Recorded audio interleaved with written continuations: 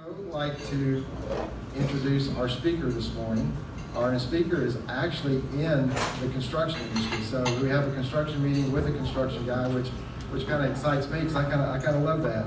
He's also was in the United States Army Reserve, and this is what I really thought was cool. He and I have both graduated from the same college, which I thought was great. We have both graduated from the Hard Knocks University, and I own it. I regret, I get it. So I think that was awesome. He's also founded 5 multi-million-dollar companies, and that has been in the construction industry and in the communication industry.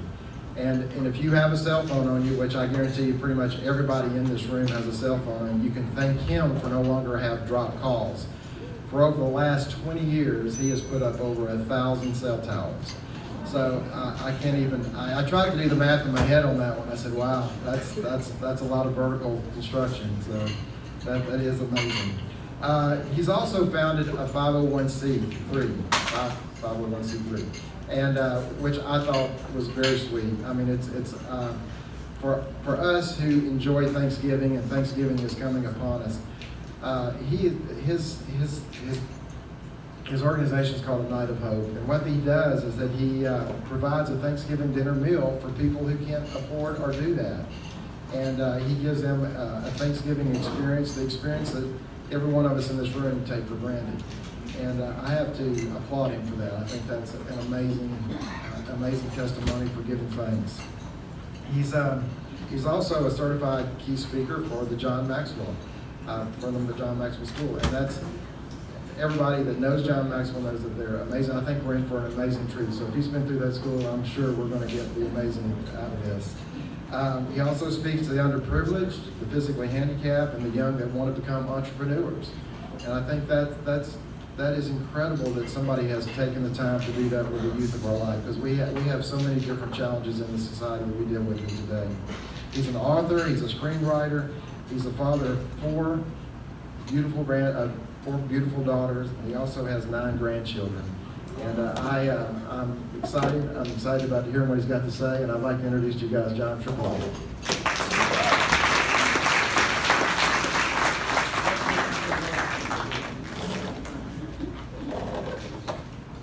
Good morning.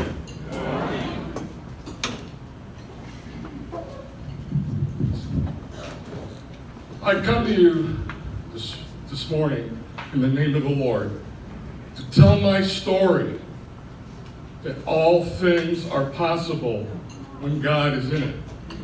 And I am living proof.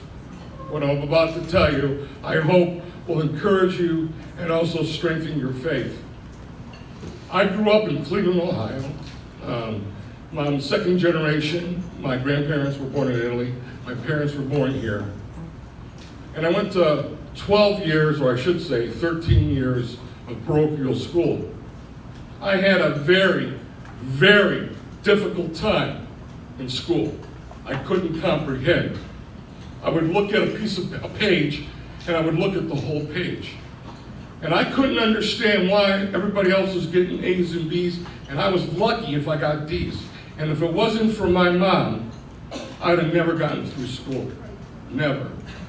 I had such a learning disability that I could not remember anything. I could not pass a test. They just put me through each year just to give my problem to somebody else, I guess. And back then, they didn't know about learning disabilities. So they just called you dumb. So all the kids, they joined up and said, they had the saying, Tripodo the dodo, direct up the sodo. And as a kid, it's tough. But because of God and His strength, that strengthened me. But anyways, in fact, even in the 3rd grade, they put me back figuring, okay, this might help the guy, do better. Well, it didn't. It was a very difficult time. And my mom, God bless her, what a woman. You talking about, I am woman and hear me roar? My mother was that. But anyways, moving on, I grew up and I was going to show the whole world, how smart I am and how successful I'm going to become. And I went out with my lovely bride in 1986. This is Patsy here. And I started my first company. And let me tell you, if it wasn't for her, I wouldn't have had a company. And I mean that. She is the wind beneath my wings. Because I don't have the organizational skills, and when I would get a legal document, it was like Greek to me. But Patsy understood all that. She's super organized, super talented, and that is the reason I was successful. And let me just say one other thing. My father, who was a builder, would have never been successful if it wasn't for my mother. My mom was the real brains in the outfit. And unfortunately, my father never gave her the recognition that she had come. But here today, Mom, I give it to you. So we start this business, and Patsy and I, we started with a pickup truck. And we were going around, and we were replacing light bulbs in strip centers. Well, one thing led to another, and we grew. And we grew. And we grew. We grew up in 1993, we grew to a $25 million company. In today's world, that could be 50 or 60 million. And I'm thinking I'm on top of the world. Oh, I'm on top of the world, this is great. Yeah. But I gotta tell you, I wasn't doing what was right. I wasn't doing what God wanted me to do. I was doing it my way. I was doing it the way, oh, this is just the way business is done. And I worked for a lot of publicly traded companies, restaurants, retail, hotels. And I got caught bribing a CEO of one of those companies. And I got written up in the Wall Street Journal that are going to come after me for the RICO Act. And the next thing I know is the IRS is knocking on my door. It was unbelievable, the pressure I was under. Finally, after the IRS got done with me and all that, none of the other publicly traded companies would do business with me, and I had to go out of business. But that was a good thing, because that's when I came to the Lord. I thought I knew God. I knew that Jesus walked the earth 2,000, but I didn't live it, and I didn't walk it. I walked the way I wanted to walk, not the way Jesus wants us to walk. And I met a man named Steve Shear, who led me truly to the Lord so that I could be born again. And I was born again. And after that, my world takes off again. In 4 years, I became a multi-millionaire again. I said, boy, this is great. I'm doing it God's way, and He's blessing me. And I went by the book this time. And He's blessing me. And then a year later, I sold the company for a ton of money. So things are really going good for me, okay? And within a year, the guy that bought my company couldn't pay the rest of the money he owed me. And I had to take back the company and start it all over, change the name, and just kept going. Well, you know, the thing is we're living this great life, Patsy and I. We're living the American dream. And all of a sudden, I was going to be put to the test. My wife came down with a serious illness. And if you look over here on the screen, we got about a 4-minute tape that'll tell you a little bit about it. A family celebrates after an amazing recovery. How a woman becomes a poster child. Or a compromised immune system, it will travel out, usually to the surface, causing a cold sore, but in rare cases will actually travel centrally and in unusual circumstances get into the brain, infect the brain, and cause what we call encephalitis. When you have a case like this, what is your general prognosis? Generally, the patients I see with herpes encephalitis are severely and usually permanently affected. Is it a closepin? Dr. Daryl Kalin is the medical director for the Brain Injury Program at the Shepherd Center in Atlanta. Safety pin. Safety pin, very good. Safety pin, that's what it's called. He knows Patsy's come a long way from their first meeting. She had virtually no memory, had no idea of where she was, what she was doing, or what had happened to her. She had severe language problems, could not get words out, could not follow commands. It is it is rubber band. Very it's good. A rubber band. Very good. And what's With a 90 to 95% recovery, Patsy continues to work on her speech. Where's the clock? No, How remarkable is her recovery? I will say that their faith played a big part of that.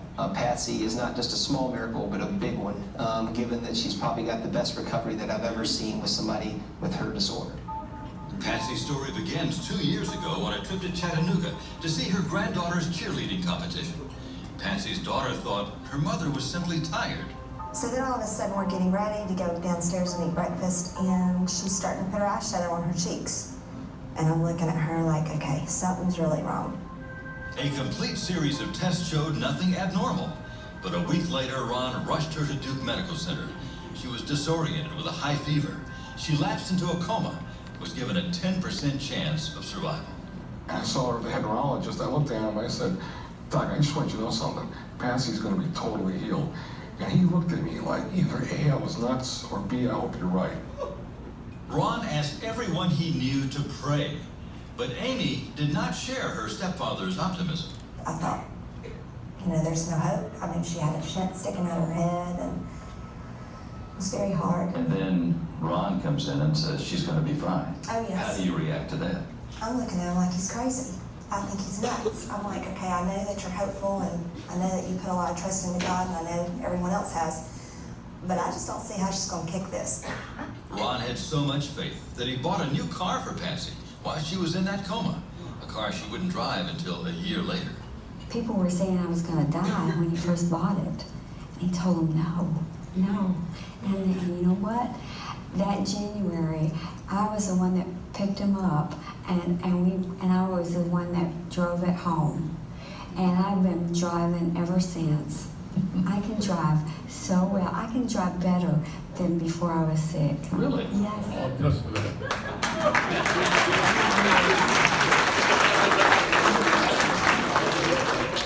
Now, there's a few things I want to share with you about that. When I first moved to Atlanta, I was told, when you ask for a miracle, expect it. So when Patsy came down with this illness, can you hear me? Yeah. When Patsy came down with this illness, I was freaked out. I wanted to believe that God would heal her, but I didn't think I was worthy of it because of my past. And I prayed, but I would tell people, oh yeah, Patsy's going to be healed, but I didn't believe one word of it. But God knew. He knew. When I was opening a car door, when you least expect to think anything, he says to me, Ron, this is not about you. This is about me, and your wife will be healed.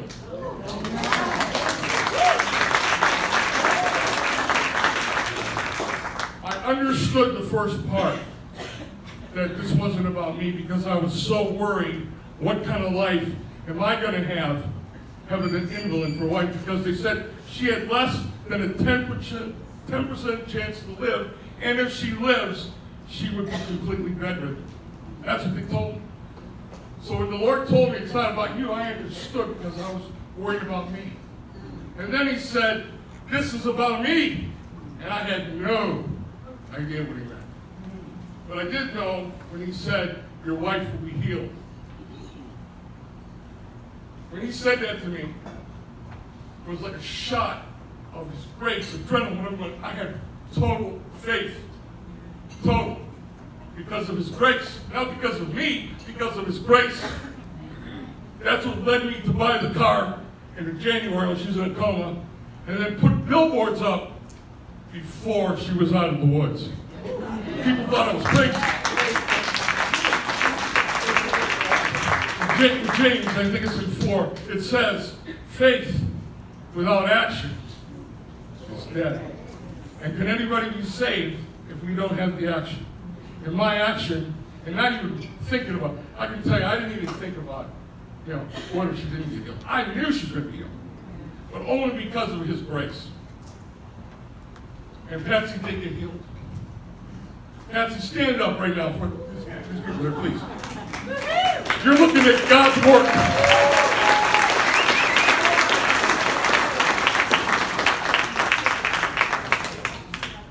Oh, great. I'm thinking, everything's great now. Patsy's back.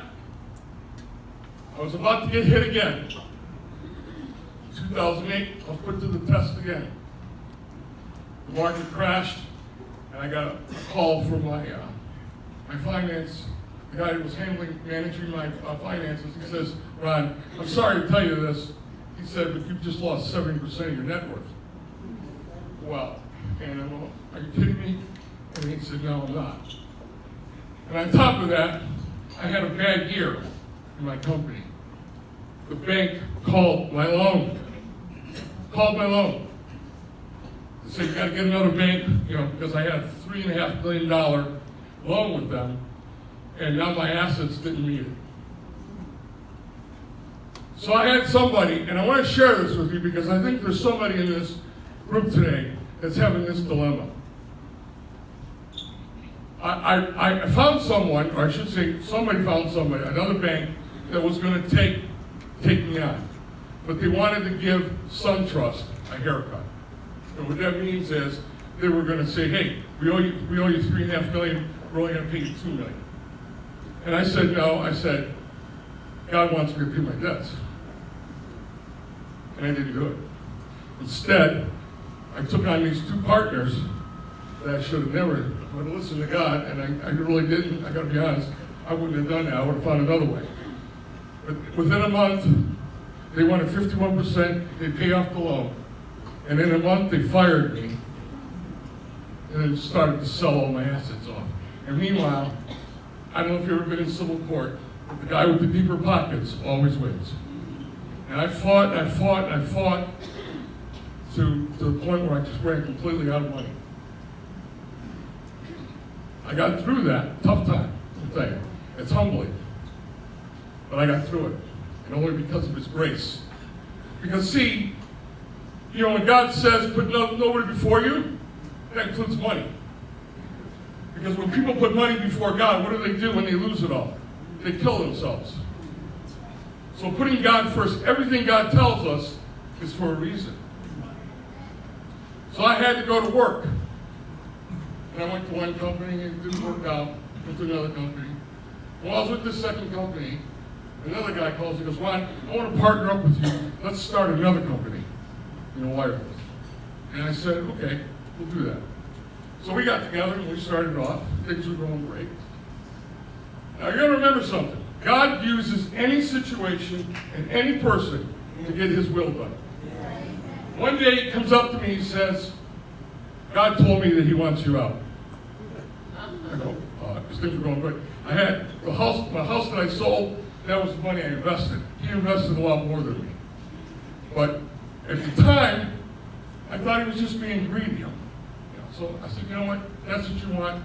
So be it.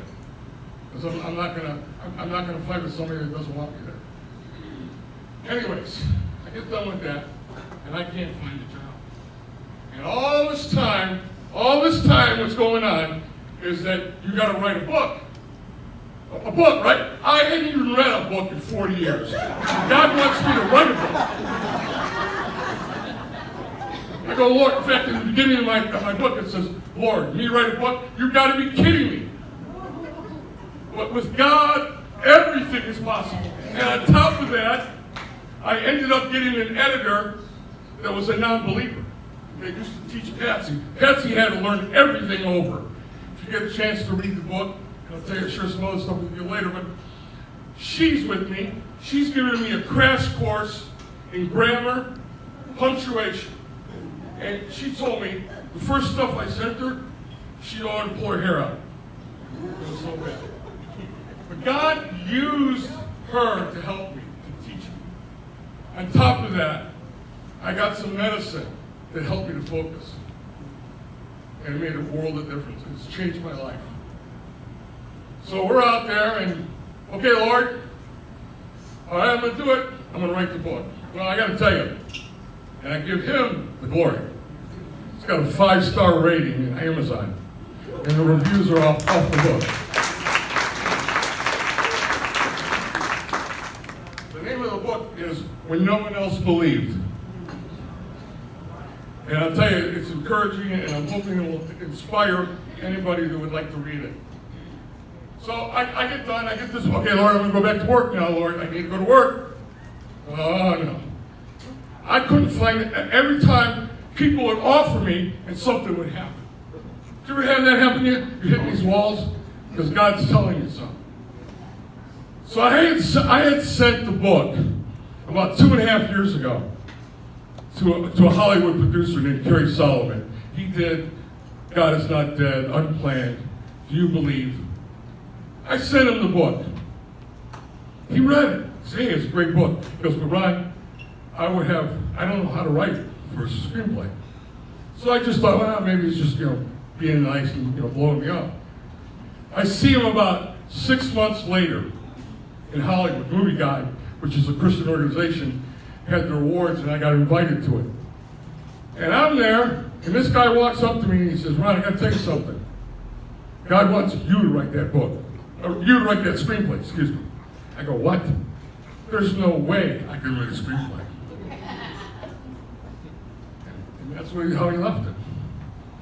And it just kept gnawing at me and gnawing at me. And this last January, again, I called on my friend, Muriel. Please pray for her too, that she'll come to Christ. Muriel, you gotta help me. We gotta write a screenplay. She goes, oh my gosh, and we studied. And what she did for me was we had 2 books. She would read while I was reading, so I could absorb it better. And we did. It took us 2 months. We got through it. I just finished the screenplay. Now I got 15 minutes. I've always sent it to one producer, and that was Kerry Solomon. And he's the guy that just did Unplanned. He wrote it, directed it, produced it. He wants to do a movie. He's asking me if I'll work with him. He says, I've never seen anyone that's never written a screenplay look like this. And I told him, well, it's not me, it's God. And it truly is him. And then a good friend of mine over here, Kevin Kranick, the other day, he read my screenplay. He goes, wow. He goes, he says, I think God put on my heart that Tyler Perry is the guy to produce this movie. And I said, well, Kevin, if God wants that, it'll happen. So I'm putting that out there today. If anybody knows Tyler Perry, call me. I got a wonderful script for him.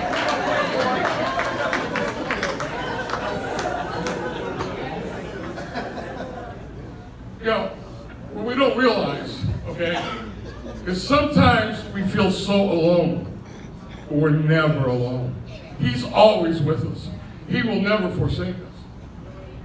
So here I am now. I don't have a lot of money, but I love the Lord as much as I did when I did. And He knows that.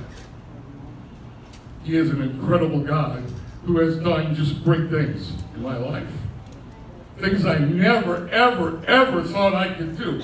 How does a guy with ADHD that hasn't written a book, read a book in 40 years, write a 5-star rating on a book, and for a producer, a Hollywood producer, to tell him, this is excellent work?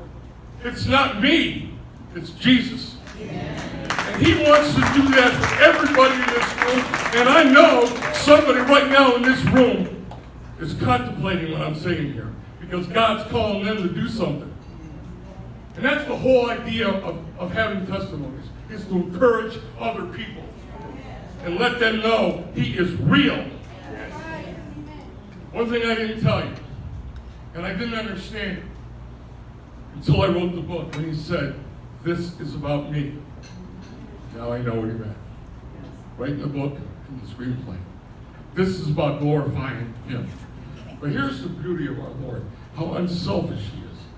When we glorify God, He's got a mirror up there. And that glorification gets reflected back down to earth. And who does it benefit? Us. His glory benefits us. It gives us hope. It gives us strength to our faith. We know that He's real and He's there for us. He is an incredible God. And if you know one's name, no matter what you're going through, He's there with you.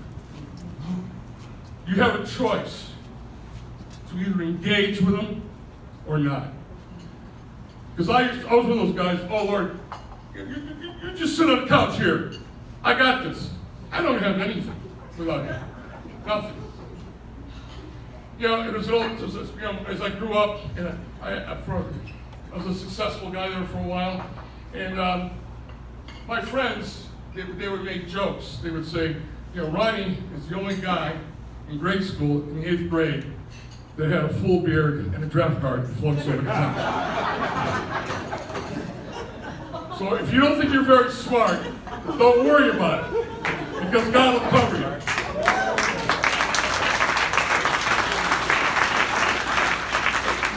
I want to say one other thing here before I close. And I mean this with my heart. And it needs to be said more.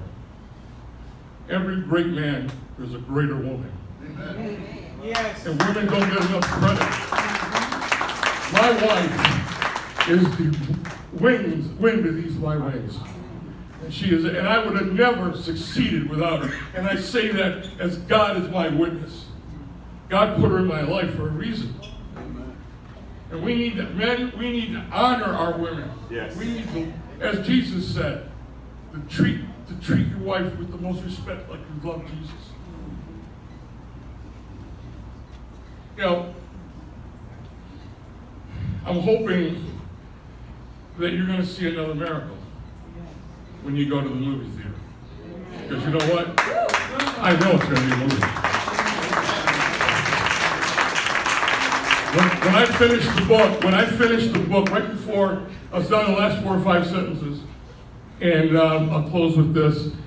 I get this flash on my computer screen, and I look up at the ceiling. I got my eyes open, and I see this marquee, a theater marquee, and on the marquee it says Patsy's Miracle, and I'm saying, how can I see this with my eyes open? But here's something that's even more unbelievable. 6 months prior, I had heard a preacher talking about he wanted to be in the presence of the Lord. And he prayed and asked God, I want to be in your presence, Lord. And finally, God allowed it. And he said it was so overwhelming he couldn't handle the electrical shocks. He said the force. He said it wasn't painful. He said, but I couldn't handle it. He had to pull away. And all of a sudden, the electrical charges. I get him. He was pleased. He was pleased. And if I would have seen that, I would have thought I was having a heart attack. And I'm trying to pull away. And I'm yelling to my wife, Patsy, I'm in the presence of the Lord. He's pleased. You know what Jesus said in the Bible? He said, many are called, but few are chosen. I take that to believe we are all called, but only a few of us choose to do His will. Do His will. I just want to thank everybody tonight, or this morning I should say, for having me here. I'm honored to be here. Thank you, Deborah and Randall and Russ and Rick. God bless you.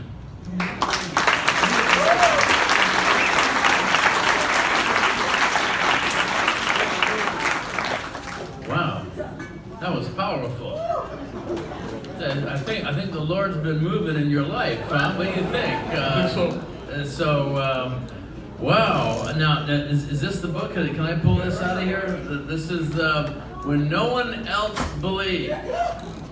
And a man's love for a woman. That's the subtitle. So, and boy, I tell you what, that comes through loud and clear. Patsy, you are a lucky woman. You have I'm the lucky one. Now how many years you been married? I've been married 34 years. 34 years, and well, that is wonderful. Now I gotta tell you, this crowd knows that I take copious notes, and you know what's really neat about your story is that when you prayed and when you believed, you put action to your faith. I mean, who puts up a billboard that says, Jesus healed my wife before your wife is healed? Now that's faith. Who buys a car for your wife when she's in a coma and they said she wasn't going to come out of it? That's faith.